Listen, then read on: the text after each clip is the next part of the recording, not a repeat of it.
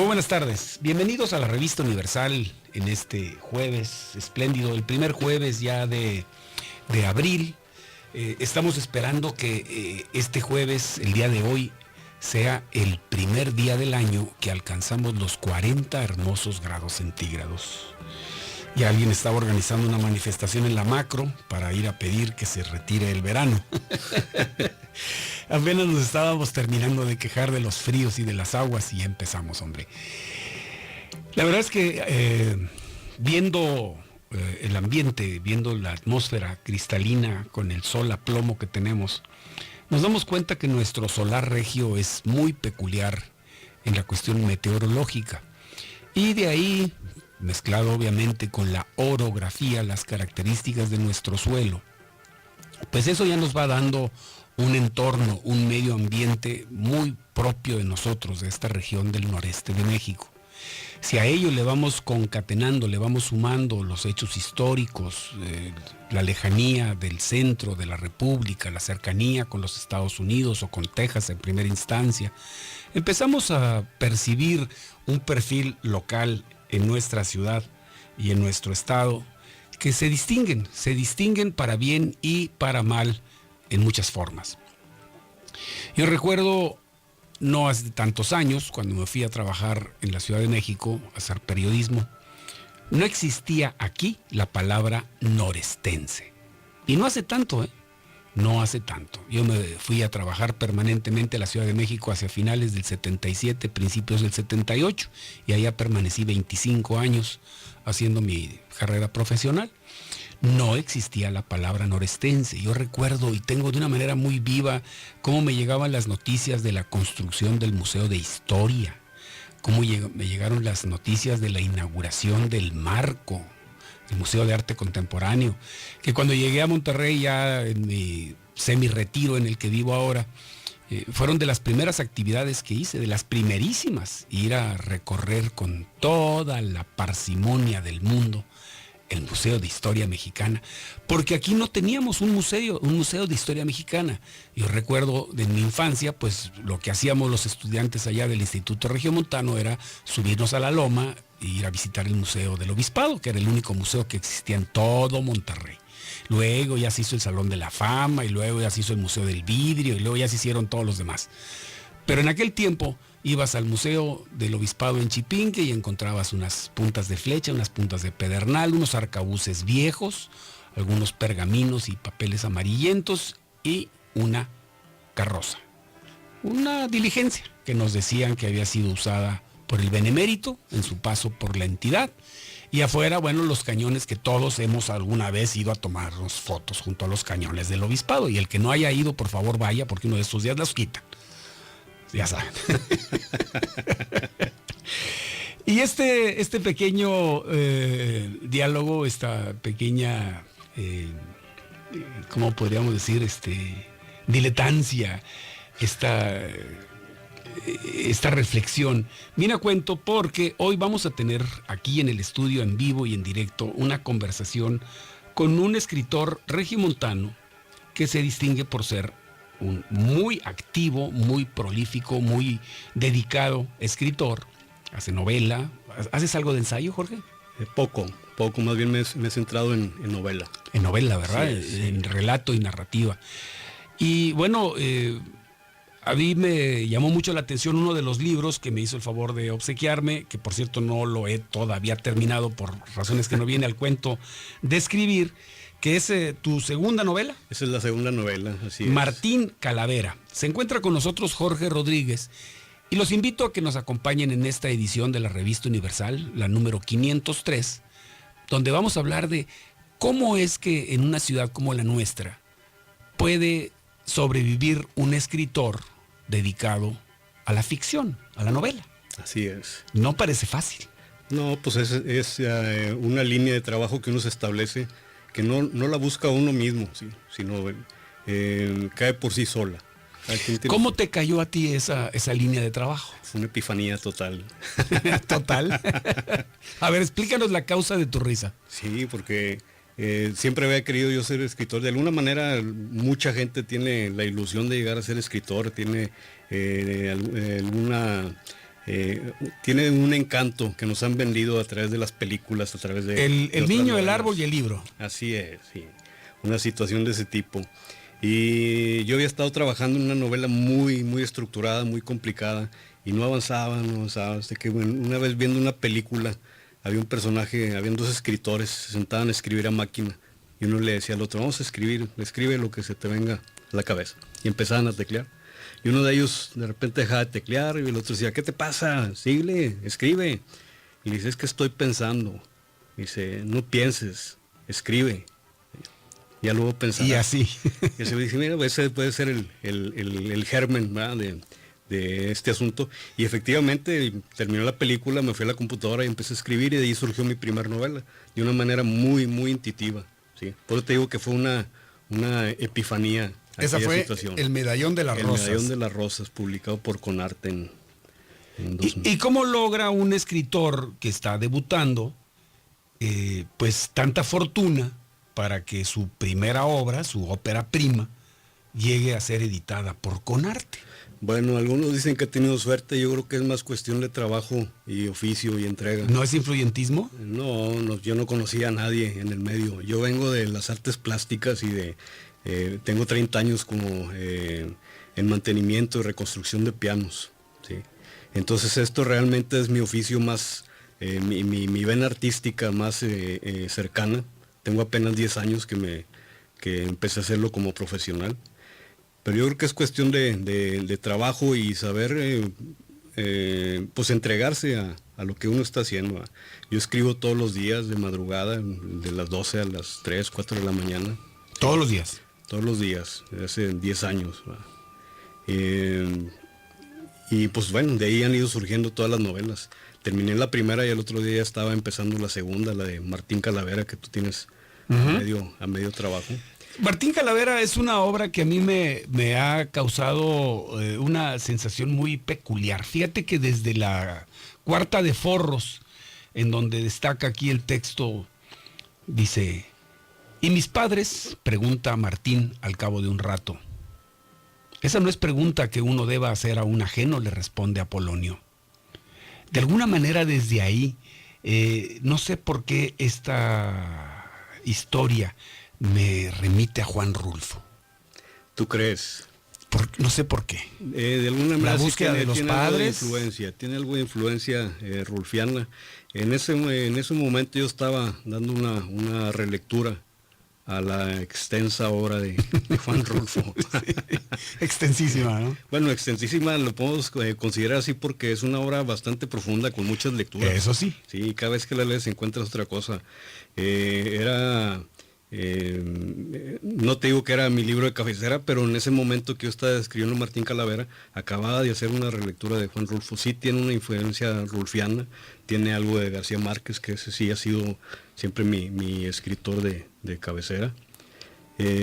Y bueno, tiene mucho de mí, porque realmente es una obra en que yo escarbé mucho en mis vivencias, en mi propia experiencia, y creé un personaje con toda la complejidad que tenemos los seres humanos, una dualidad que ya siendo dualidad se desdobla nuevamente, ¿verdad? Entonces formas 4, 8, 16, sí, 32 claro, lecturas de la misma vivencia del personaje. Y eso yo no me di cuenta hasta pasados los años, ¿sí?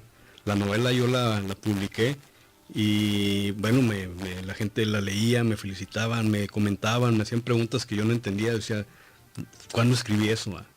Y pasaron los años y de estarle dando vueltas en la cabeza, porque uno se queda inconscientemente con el trabajo de análisis, fui descubriendo muchas cosas de lo que la gente me comentaba sobre mi trabajo.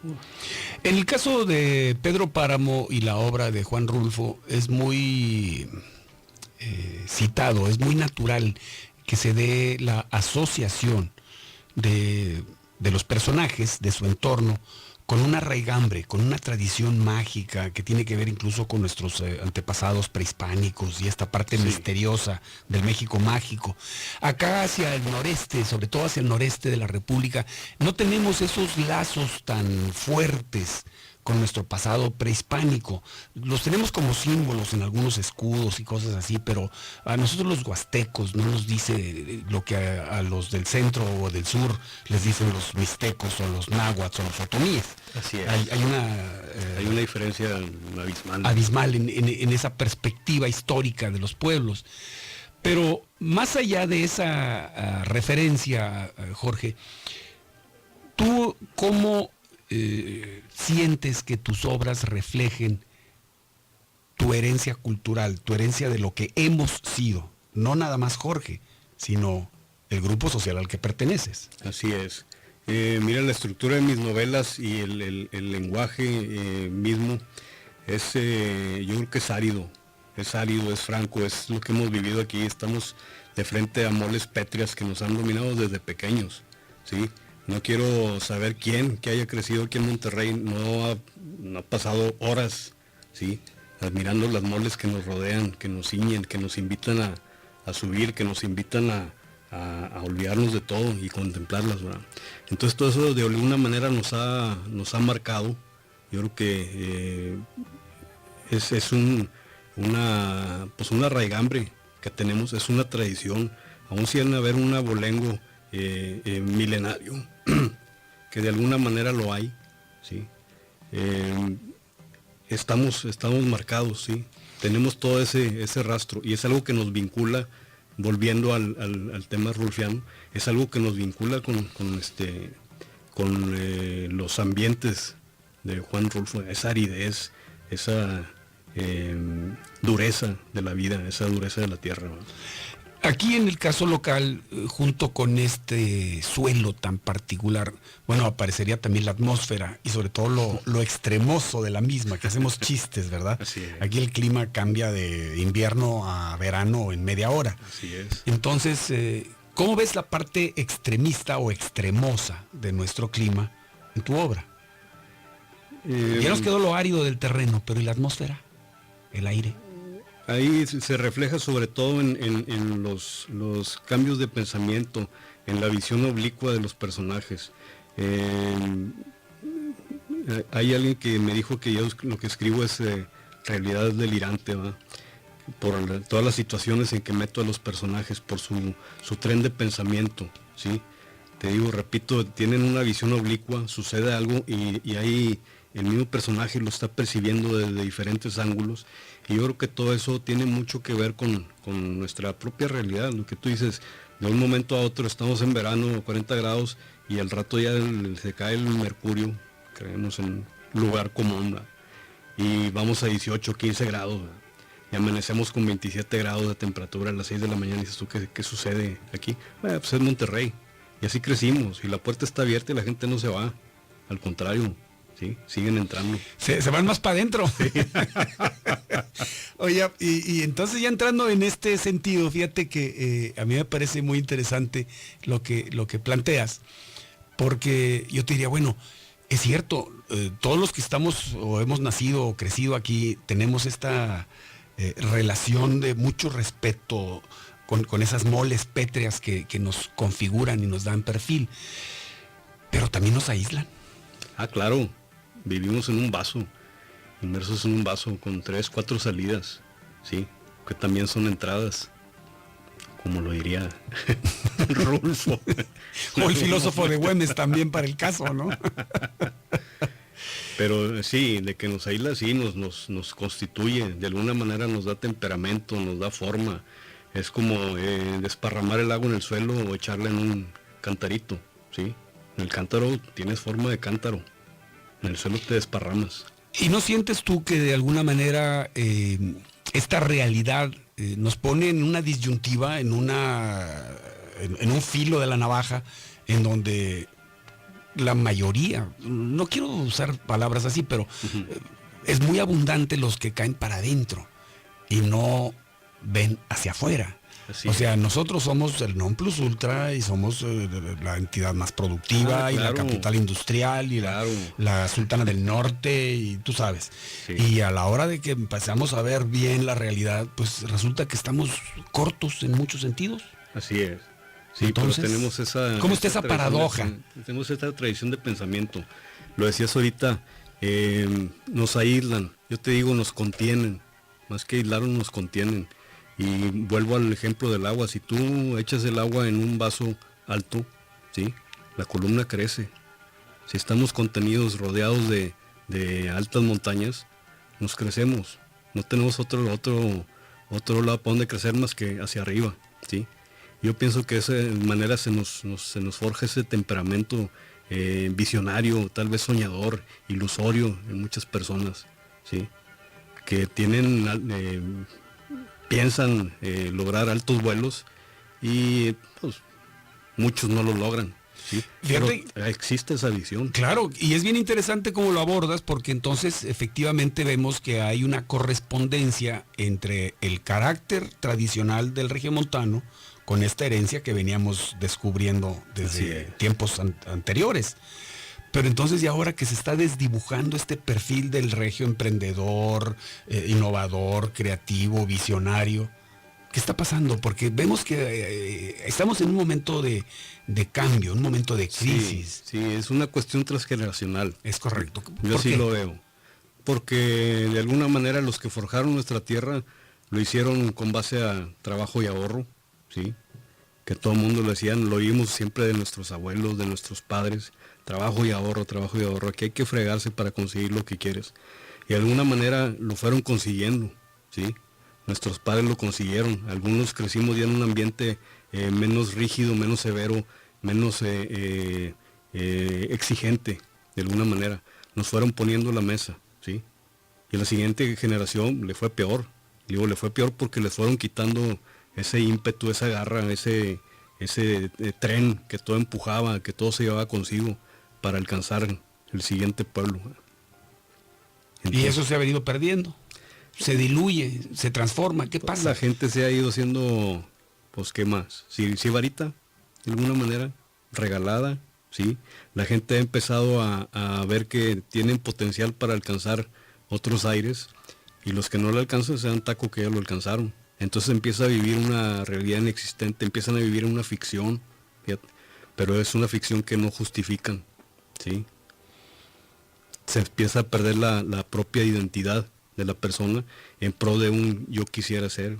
Imagínate, estamos entrando al terreno de los wannabes famosos. Ándale. Y entonces, qué horror, porque lo que antiguamente era trabajo y ahorro, o sea, solidez, ahora lo empezamos a ver como un campo lleno de especulación, de ficción, lo dijiste. Así es, inversión y especulación. Lo que es un terreno que de alguna manera tiene que ver con la apuesta, con el riesgo, ¿sí? Ya la adrenalina viene de otro lado, ya no viene del logro por el trabajo mismo, del ímpetu para conseguir lo que estás buscando, sino del riesgo, de exponer lo que ya tienes. Caray, me estás haciendo nacer en mi mente una imagen. Me acuerdo cuando vendía yo alimentos naturistas y de nutrición, que llevábamos productos de soya y concentrados proteínicos a los gimnasios. Okay. Aquí pues había muchos gimnasios muy famosos, el Don Bosco y el de Armando Villarreal y muchos así. Y entonces me llega la imagen con lo que nos dices, Jorge, de que hubo un tiempo en que el fisicoculturismo se hacía pues levantando pesas. Sí. Ahora lo que hacen es ir a se trepan un aparato, a una cavitación o a una liposucción y van a una cosa estética y una intervención quirúrgica o no quirúrgica que les modifique el cuerpo para tener la definición muscular que antes se hacía con ejercicio y ahora se hace gracias a un aparato. A un aparato clínico. Así es, el esfuerzo se ha ido perdiendo, ¿sí? Y bueno, ya no tenemos cultura del esfuerzo. La cultura existe, pero que la gente la quiera seguir o no, tiene muchas otras opciones, ¿sí? De alguna manera ese es el problema. Si te ahorcan y te dejan una salida, por ahí te vas. Si te dejan 5 salidas, tienes 5 salidas que escoger, ¿sí? Y si no te gusta dónde estás, agarras tu rumbo. Y algunas salidas son arduas y otras son pues bastante sencillas. A ver, ¿y cómo le hace un autor como en tu caso, que quiere tener un pie bien plantado en la realidad para con el otro poder experimentar o explorar su riqueza interior, la tuya? Uh-huh. ¿Cómo le haces para mantener ese nexo vigente con la realidad, cuando la propia realidad que te rodea en gran medida se ha convertido en esta distorsión. Es una esquizofrenia controlada. ¿Y quién la controla? A ver. Uno mismo. Yo tengo varios formas de expresarme artísticamente. Desde chiquillo yo me reconocí como artista. Pues a través de mi vida he tenido momentos en que me lo he negado, pero al final me lo vuelvo a reconocer.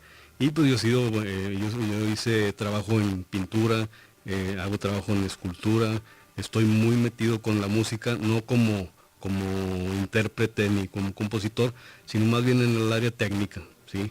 Sí, con lo que decías de los pianos. De los pianos, yo estoy muy cercano al mundo artístico, de clase mundial.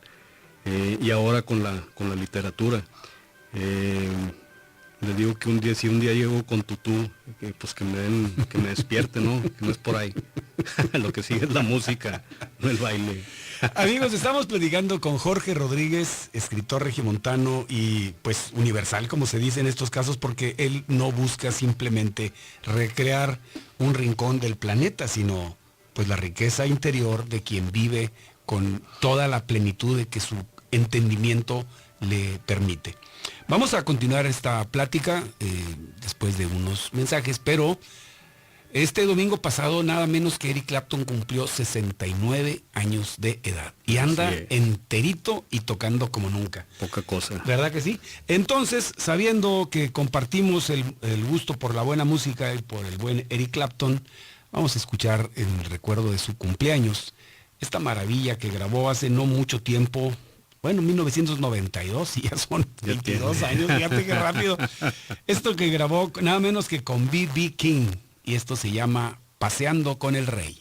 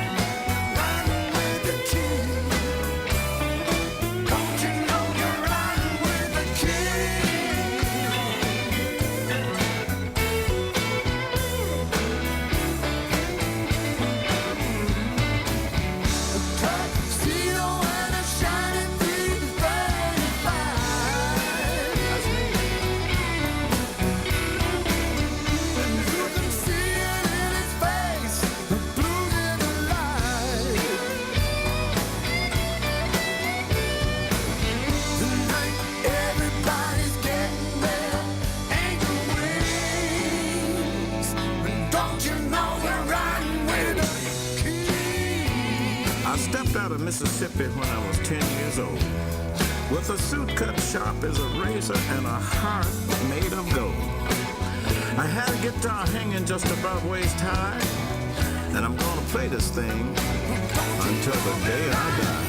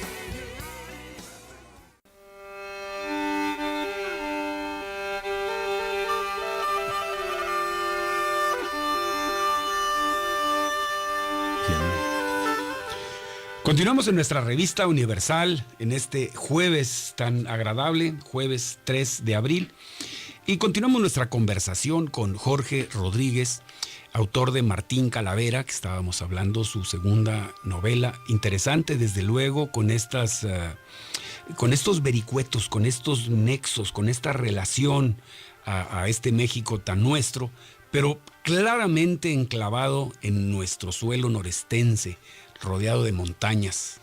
Luego, después del Medallón de las Rosas y de Martín Calavera, continuó ¿cuál? La Nuez Vana, que es la que está ahorita agotada. Agotada. Esa también es una novela. Es novela. También es una novela de largo aliento. Son como 400 páginas. Ándale. Sí, es la historia de una hacienda. 150 años de la historia de una hacienda. Y unas 4 semanas de la vida de un desempleado norestense. Ándale. Que se va al altiplano del país y se hermana de alguna manera con la historia de la hacienda. Ah, qué interesante. O sea que este compañero no agarra para el norte, no se va para las Piscas. Agarra para el sur. Agarra para el sur. Agarra su liquidación y se va a pasear, a conocer el país que no había tenido tiempo de conocer. ¿Qué te lleva a generar la anécdota o el origen de tu historia en este cambio de rumbo tan señalado? ¿Por qué para el sur y no para el norte? Porque no me rijo por patrones, de alguna manera. Los que me conocen pues ya saben. Mis hijas siempre me lo están diciendo, ¿qué te pasa? ¿Por qué haces ese comentario? ¿De dónde te viene ese pensamiento? Bueno, es lo que te decía hace rato, es una visión oblicua. Eso me lo dio mucho mi paso y mi estancia todavía en la escultura, ¿sí? Cuando tú trabajas un proyecto escultórico, la visión tiene que ser esférica totalmente. Cualquier ángulo que tú veas la pieza, en volumen, tiene que ser interesante, tiene que haber algo interesante, ¿sí? Hay piezas que tú las ves de frente y se ve bruto, las ves de lado y es una alhaja. ¿Qué es eso? Entonces la escultura tiene que tener un volumen y tiene que tener visión interesante por cualquier lado que la veas. Eso me ha dado una visión oblicua de las cosas. Todo lo que sucede en la gente que conozco, las situaciones a las que me enfrento, las veo de diferentes maneras y encuentras una solución, o no la encuentras, ¿sí? Pero que también es una solución, cuando sabes que no tiene, pues... Sí, ¿por qué lo tengo que saltar? Mejor le saco la vuelta y no me enfrento a él. Pero esa visión oblicua o periférica, como algunos la pudieran llamar, es la que te rige de alguna manera. Sí. Fíjate que creo que estamos en el momento nuclear de la conversación. Cuando tenemos el privilegio de hablar con un artista, como es el caso contigo, Jorge, y que además nos privilegias con tu amistad, y te digo, vente, vamos a platicar en el programa de cómo vive un artista, de cómo trabajas, de cómo planteas tu desempeño, tu desenvoltura, cómo chocas con un medio que luego no es artístico, sino utilitarista. Y aquí creo que nos estás dando una clave, por eso profundizo y la digresión al respecto. Una visión periférica, una visión de 360, una visión que te permite encontrar diferentes ángulos en torno al mismo objeto sin perder la realidad concreta de ese objeto, pero enfocado de puntos tan disímbolos, incluso opuestos o contrarios, Totalmente. que te van a dar una nueva visión más rica. Esto tú lo puedes extrapolar, lo puedes trasladar a la vida común y corriente, o tienes que refugiarte en la creación artística para poder vivir ese mundo. En fin, háblanos de cómo esta visión es esencial en tu forma de enfrentar la existencia. Sí, te decía hace rato que no soy, no sigo patrones, ¿sí? En mi vida diaria, ¿sí? Llevo mi agenda, como la mayoría de la gente, para no extraviarme, ¿sí? Para saber dónde estoy en ese momento.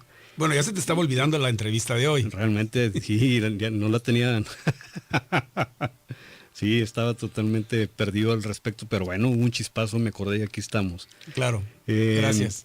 Pero me preguntaba sobre cómo puedo pasar, como dicen, a través de un charco sin embarrarme. Pues, por ejemplo, meterte a nadar en el lodo y no ensuciar tu blanco plumaje. No, sí me ensucio, pero al fin de cuentas el blanco plumaje ahí está, debajo del lodo, ¿sí? Pero tienes que pasar por todos esos procesos para entender qué es lo que está sucediendo, para irle dando curso a tu transformación, ¿sí? Antes de entrar al terreno de los pianos, hace 32 años, yo estudié ingeniería en sistemas computacionales, pero era una situación que constantemente estaba evolucionando, era en los albores apenas. Todo lo que en ese momento estaba aprendiendo al siguiente semestre ya no funcionaba. Sí, estaban con el COBOL y todas aquellas cosas raras. El Fortran. Los lenguajes de máquinas. Pero yo necesitaba algo más estable, algo que me diera, por pensar, decirlo de alguna manera, una lengua muerta, que yo pudiera estudiar, que yo pudiera analizar, que yo pudiera entender, ¿sí? Y que no se me estuviera moviendo todo el tiempo, ¿verdad? De ahí yo fui a dar a la licenciatura en diseño gráfico. Ya era una tendencia muy clara en mí. Y cuando empezaron las devaluaciones y todas las crisis económicas en el 82, fue cuando me di la oportunidad de empezar con la cuestión de los pianos, que para mí era algo, y sigue siendo, algo sumamente estable, ¿sí? Los pianos se empezaron a fabricar hace, pues que no son ni 300 años. No, claro que no. Y la evolución llegó a un punto que nos trae al día de hoy. Ahorita se sigue investigando en materiales, etcétera, pero el diseño y la acústica de un instrumento yo creo que está en su momento óptimo, ¿sí? Entonces de alguna manera es una lengua muerta, algo que que te da estabilidad, que te da seguridad, ¿sí? Y eso yo creo que es un pivote que me ha permitido ir navegando por las diferentes expresiones artísticas que he ido abordando. ¿Sí? ¿Y el relieve cómo funciona en este contexto? ¿Cómo el relieve? El relieve, sí, porque tú ves algo a la distancia y se pierde la visión del relieve, de la tercera dimensión, o esta pluralidad de puntos de vista que diferentes ángulos te podrían permitir. Y tú nos explicabas cómo claramente para ti esta ha sido una de las soluciones en la vida. Así es. La multiplicidad de puntos de vista. Así es. El relieve no se pierde porque nunca no lo estás viendo nada más de frente, aunque lo estés viendo a la distancia. Aún a la distancia los puedes ver desde diferentes ángulos, ¿sí? Y encuentras detalles y encuentras situaciones que dices, esto no lo había capturado desde cerca, ¿sí? ¿Por qué? Pues porque de alguna manera la cercanía te lleva al detalle, pero te hace perder el todo. A la distancia ves el todo y puedes penetrar el detalle. Aquí hay una relación directa de no quiero decir fantasía, pero sí de la imaginación. Uh-huh. La imaginación se entreteje con la realidad. Sí, tengo problemas con eso. ¿Tienes problemas con eso? Con la imaginación y la ficción, claro.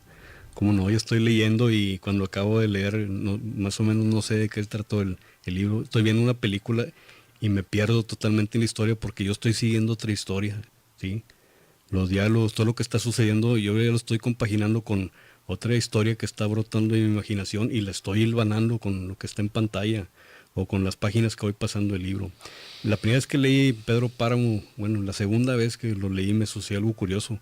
Era un libro que yo no había leído, no sabía quién era Juan Preciado, ¿sí? Y no por haberlo olvidado, simple y sencillamente porque yo había construido otra historia diferente a la que estaba en las páginas. Y eso me sucede, soy un muy mal lector, ¿sí? Soy muy mal lector, pues estoy leyendo y estoy construyendo otra historia.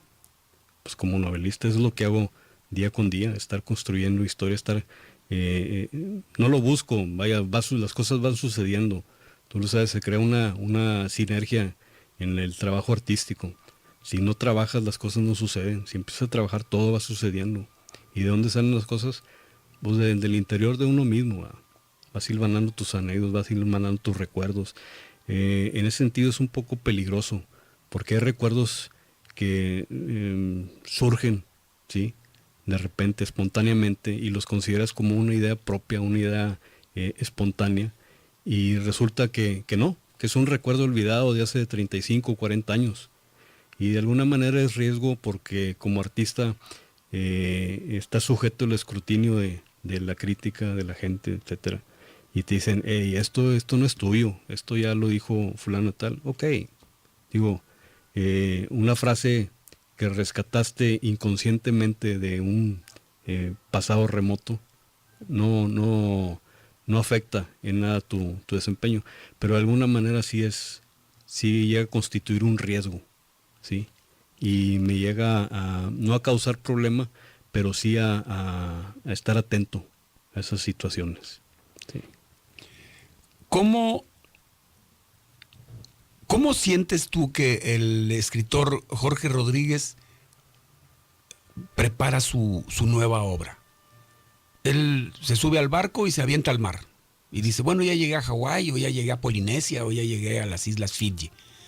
O desde que estás equipando la lancha o el bote o el barco, dices, no, vamos a hacer esta ruta y vamos a pasar por el Estrecho de Magallanes y vamos a ir hasta... No. ¿Cómo navegas? Si yo a Fiji, no sé que estoy en Fiji, hasta que pregunto. Soy muy intuitivo para escribir, ¿sí? Yo me siento y dejo de pensar. Esa es la clave. ¿Trabajas con estas técnicas al estilo de la generación beat, de la escritura espontánea y estas cosas? De alguna manera sí, pero no estructuradamente. Aún habiendo espontaneidad, tiene que haber una estructura para lograr esa espontaneidad, ¿sí? Yo te digo, yo me siento a trabajar alrededor de las 12, la 1 de la madrugada. Y cuando ya todo está silencio, cuando el teléfono ya no suena, cuando ya no necesitas que atender, cuando ya nadie se va a ir a asomar a mi estudio, y empiezo a teclear sin pensar, dejo correr, empiezo a vomitar la historia prácticamente, sea congruente, sea incongruente, funciona o no funciona en tiempo, espacio, etcétera, etcétera, si los personajes están bien construidos o no, eso después se va a solucionar, pero la historia tiene que surgir desde adentro de uno mismo. Tiene que haber pasión, tiene que haber entraña, tiene que haber entrega. Yo digo que soy un escritor de umbral, ¿sí? Porque en ese momento ya no estoy totalmente anclado en la realidad. Estoy metido en las historias de ficción, y la ficción de alguna manera tiene su peso, tiene su arrastre. Cuando la ficción es muy fuerte, me puede ir arrastrando durante el día. Mi cuarta novela, la de No nos pongan flores amarillas, fue un trabajo muy extenuante, porque yo me dejé ir completamente hacia el interior de los personajes, hacia el interior del problema. Y fueron 3 meses en que estuve enloquecido con la trama de esa novela, por la fuerza misma de la historia, me arrastró. Aquí narras hechos de nota roja. Sí, fue una situación que sucedió en Gualahuises, no recuerdo, creo que fue en el en el 2004, 2005, si mal no recuerdo. Y una señora que embaleció a sus hijas y se suicidó. Entonces apareció la nota en el periódico, a mí me cautivó, pero de inmediato. Y empecé a seguir el desarrollo de la historia. La señora dejó un diario que lo tomaron como pista en la investigación. Y de ese diario es que construí yo la novela. La pregunta es obvia, ¿qué tanto te influencia Truman Capote y el nuevo periodismo americano en este tipo de trabajo? La relación es obvia. Sí, la relación es obvia, inclusive de Random House me estuvieron insistiendo para publicarla, y hacían un comparativo digo, para mí muy sorprendente sobre la obra de Truman Capote. Toda proporción guardada, de acuerdo a mi visión, ¿sí? Pero sí existía esa intención de darle ese tratamiento. Es un trabajo muy diferente. Este fue un trabajo muy explosivo, muy intenso, y el trabajo de Truman Capote fue un trabajo de investigación periodística que fue novelando y que le tomó mucho tiempo. Sí, fueron como 7 años. Fue mucho tiempo el que él invirtió en esa novela. Fue una novela muy explosiva, fue enloquecedora. Hace rato te hablaba de la esquizofrenia controlada. Había momentos de que me salía el personaje y ya podía hacer unas horas de mi vida normal. Me sentaba y de repente hasta me temblaba sentarme a la computadora porque sabía que era un tren que me iba a llevar de frente.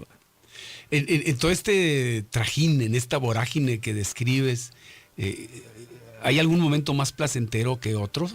Por ejemplo, cuando empiezas a configurar los personajes, cuando empiezas medio a estructurar la historia, o cuando ya estás en pleno arrebato creativo, o cuando estás en la parte de la enmienda, de la filigrana. La carpintería de la novela. Exacto, o al final, cuando ya dices, ahora sí quedó. Yo creo que todo el proceso tiene su encanto, lo disfruto tremendamente. No sé qué va a suceder. No conozco la historia, no conozco el final de mis novelas, ¿sí? Pero hay un momento en que se me revela. Hay un momento en que se me revela y es, vuelvo a la palabra, es una epifanía. Veo todo muy claro, el resto de la historia. Ya las siguientes noches es nada más escribirla, llegar del punto A al punto B, y es un disfrute tremendo. ¿Qué opinas de esa frase que dice que la insatisfacción de un artista al terminar una obra es la semilla de la siguiente? Fíjate que eso me sucedía mucho en artes plásticas. Me volcaba sobre las piezas, me sigo volcando sobre las piezas, y al terminarlas es un momento extático, ¿sí? Es un ilapso que disfrutas tremendamente, y pueden ser horas de estar encerrado solo con tu obra recién creada en tu estudio, ¿verdad? En la literatura no. En la literatura es un disfrute constante, y vuelvo a agarrar la novela, las releo y las vuelvo a disfrutar. Realmente es diferente mi percepción de mi propia obra en la literatura que en las artes plásticas. Sí, debe ser, la esencia es tan diferente que aunque la expresión pareciera idéntica, los caminos en que este sentimiento crece, madura y se expresa, lo hacen ser algo totalmente distinto. Sí, de alguna manera las artes plásticas es muy frustrante para mí, porque termina el proceso, caigo en el lapso y luego me desencanto de la pieza y ya no me gusta. Hay muchas piezas que yo guardo y no las saco ni a venta ni a exponer porque no me gusta la pieza, ¿no? Y ya tarde o temprano algún cliente la ve y dice, y esa pieza ya se la llevan, ¿verdad? Y ya me deshago yo de aquel asunto. Pero en la literatura es diferente. Mi quinta novela fue La Dama de Bohemia. La Dama de Bohemia. También otra novela de largo aliento, de 400 páginas. Y esa fue una novela que, faltando todavía 10 páginas para terminarla, yo todavía no conocí el final. Y cuando se me reveló, yo luché tremendamente para no escribirlo, ¿sí? Porque yo no me parecía que fuera el final correcto de la novela. Realmente sí era, al final de cuentas fue el que se quedó, pero construí muchos finales precisamente para no llegar a ese. Yo no quería, fue una lucha interna tremenda. Yo creo que fue de las pocas veces que he luchado contra esa intuición, ¿sí? Porque yo no quería que terminara así la novela, pero pues ese era el final. Todo lo que había sucedido nos llevaba a eso. ¿Cómo le haces? ¿Cómo puedes clarificar tu pensamiento y tu emoción para distinguir tu intuición más valiosa de tu zona de confort más recurrente? Soy un estoico, de alguna manera. Eres un estoico. Pero también soy un sibarita. Sí, te iba a decir, se me hace que te estás adornando. Aguanto el castigo, ¿sí? Pero es algo que surge, y con el oficio, con el trabajo diario, aprendes a distinguirlo. Ha sido muy diferente el trabajo creativo. La primera novela fue un disfrute total. Es una novela divertida, es una historia de ocurrencias, ¿sí? La Dama de Bohemia y Más allá del río, mi sexta novela, son novelas más profundas, más en la línea de Martín Calavera tal vez, que fue una exploración temprana, podríamos decir, de esos abismos existenciales. Creo que aquí hay un trabajo más en función de ideas, más que de ocurrencias, ¿sí? Las ocurrencias pues son agradables, son graciosas, le dan cierta vida a las novelas, le dan una cierta chispa, ¿sí? El trabajo con ideas yo creo que es un poco más árido, y creo que es más lo mío, ¿sí? Esa aridez, ese buscar entre los lodos lo que realmente vale, ¿verdad? Pues Jorge, ha sido un verdadero gusto recorrer tu panorama, aunque sea de manera así tan abrupta, tan superficial. Son pocos minutos para 10 años de ejercicio estoy cumpliendo literario, te felicitamos. Y yo quisiera preguntarte ya hacia el final de esta conversación, ¿qué esperas lograr como escritor? ¿Esperas para tu gran novela, para tu gran pieza por la que seas recordado, o esperas vender muchos libros, o que te hablen de alguna de estas editoriales internacionales que hacen muchas fiestas a través de la red? ¿Qué esperas en el futuro? En el trabajo creativo eso no existe, ¿sí? En el trabajo artístico eso no existe. Yo creo que las cosas van sucediendo.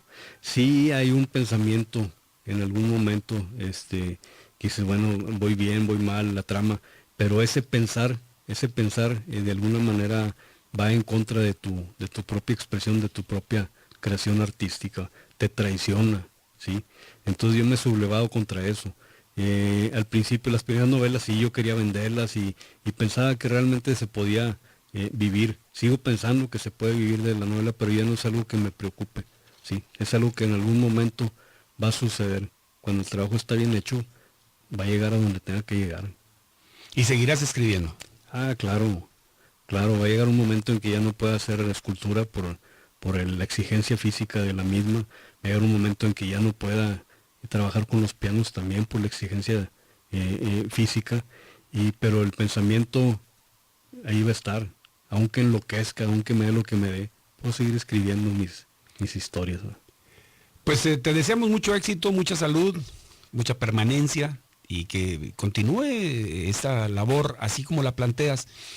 En otra ocasión te invitaremos para hablar de afinación de pianos. Claro que sí, con todo gusto. Es una pasión que es un tema muy interesante, 32 claro. años. Y vamos a ver si es cierto que existe el 440 y que sí es lo que nos conviene para acostumbrar nuestro oído, ¿verdad? Porque hay una muy interesante polémica al respecto. Sí, así es. ¿Algo más que deseas agregar, Jorge? Pues nada más agradecerte a ti la invitación. No, al contrario. A tu público los momentos que nos han brindado con su compañía, ¿verdad? Y bueno, la disposición y la apertura para seguir platicando del arte, de la vida del arte en nuestro ambiente universal.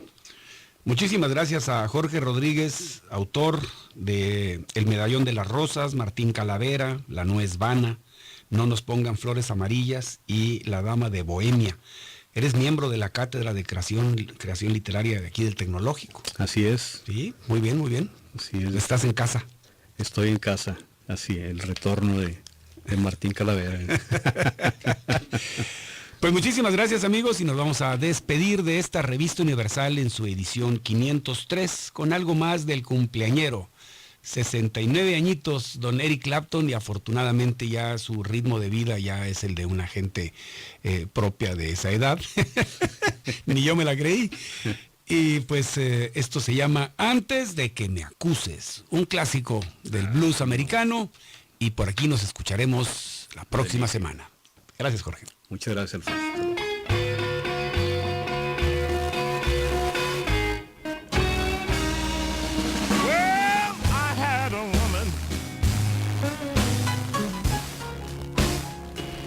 She was nice, kind, and loving to me in every way.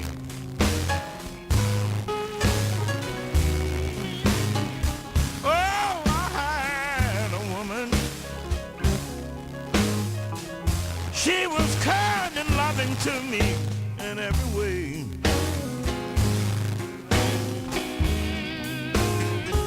Oh, she used to love me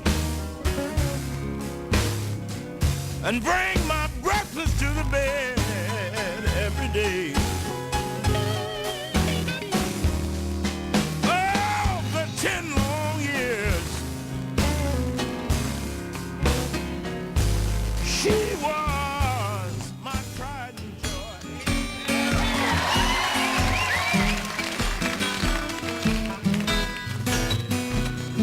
Before you accuse me, take a look at yourself. Before you accuse me, take a look at yourself. Say I'm spending my money on other women, you taking money from someone else. Called your mama about 3 or 4 nights ago. I called your mama about 3 or 4 nights ago. Well, your mama said, son, don't call my daughter no more. Before you accuse me, take a look at yourself. Before you accuse me, take a look at yourself. Say I'm spending my money on other women, you taking money from someone else.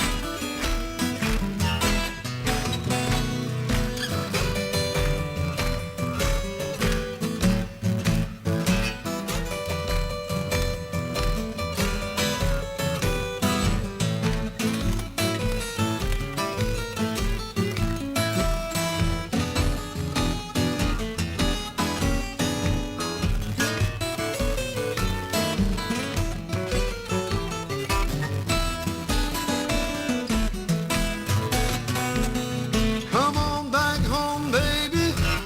Try my love one more time.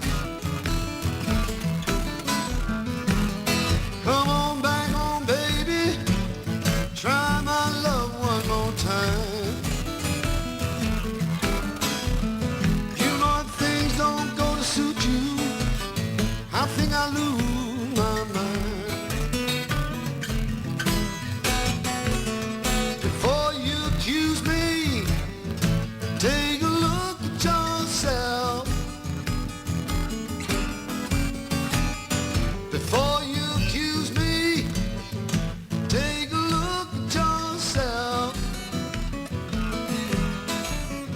Say I'm spending my money on other women, you taking money from some.